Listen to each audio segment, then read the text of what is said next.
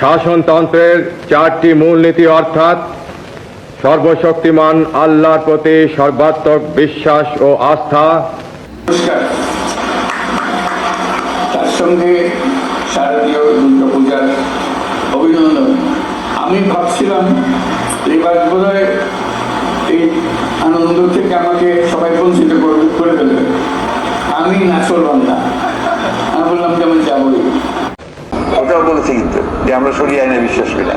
আমাদের সংগঠন পড়ে দেখবেন শরিয়া আইন বিশ্বাসের তো কথার ব্যাপারটা নাই কোথাও। হয়তো ওনারা চান ওনারা করুক।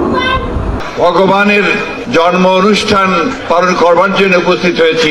তার আগমন পৃথিবীতে হয়েছিল দুষ্টের দমন করবার জন্য। দেবী দুর্গার যে বাণী, সেই বাণীর মধ্যে দিয়ে, সেই বাণী শুধুমাত্র হিন্দু ধর্ম সম্প্রদায়ের বাণী নয়, দেবীর বাণী সমগ্র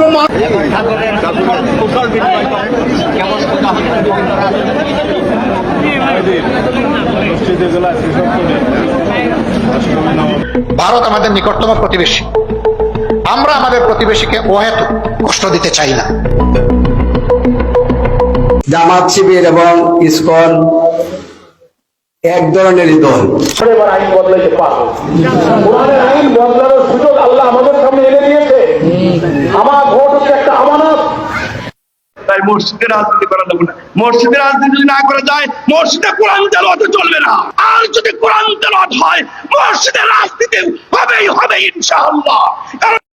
হিন্দু মানে নৌকা, আমি বলি না, এবার হিন্দুরা দেখাবে হিন্দু মানে নৌকা নয়, হিন্দু মানে দাঁড়িপাল্লা। কিন্তু আমি যদি কখনো আপনাদেরকে ডাক দেই, আপনারা আমার সাথে থাকবেন। আমি বদরুল কথা দিলাম, আমি পিছপা হব না। আমি আমার আন্দোলন চালিয়ে যাব। আমার আন্দোলন গরিবের জন্য, অসহায় মানুষের জন্য, অন্যায়ের বিরুদ্ধে, সত্যের পথে।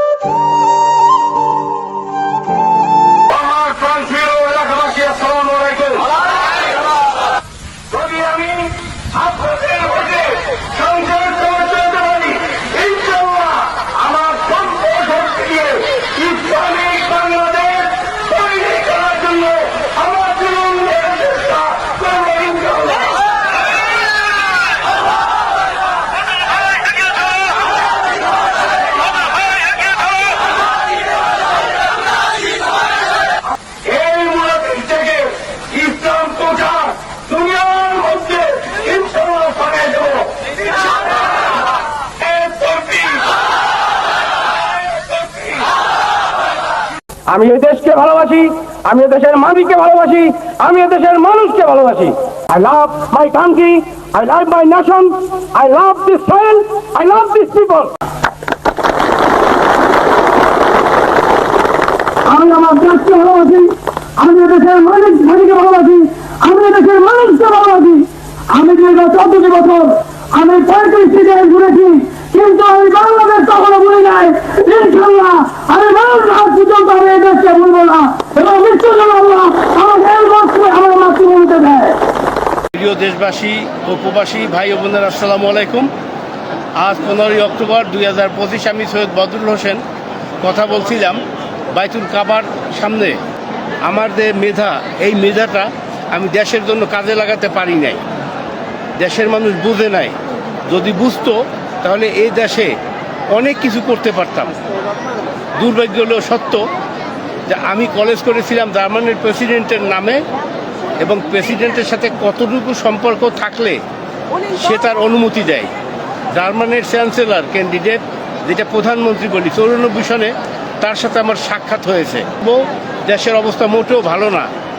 শেখ হাসিনা চলে গেছে, তার থেকেও কিন্তু বেশি খারাপ করতেছে এই ডক্টর ইউনূস। যদি দেশবাসী সব সতর্ক হইতে হবে, কারণ আমাদের দেশের যে রাজনৈতিক দলগুলো আছে তারা কিন্তু দেশে ভালোবাসে না। বেশিরভাগ নেতাই ভারতের এজেন্ট এবং ভারতের স্বার্থ নিয়ে তারা কাজ করে। তারা বিএনপি করেন, তারা বোঝেন যে কী কষ্ট করছেন, কিন্তু এই নেতাগুলা আজকে আপনাদের দিকে পাত্তা দেয় না। কাজেই বলবো যে দেশকে ভালোবাসবেন, এবং আমি সবাইকে অনুরোধ করব জীবনে একবার হইলেও যতদূর সম্ভব পবিত্র কোরআনের তর্জমা পড়বেন। তো এই 43 বছর জার্মানিতে 45 বছর বিদেশে, অর্ধশত দেশ ভ্রমণ করছি, জীবনে কোনোদিন মদ পান করি নাই। এইটা আল্লাহর হেদায়েত আমাকে দিছে, এবং আমার জীবনের কষ্টার্জিত অধিকাংশ অর্থ আমি দেশের সেবায় দান করেছি।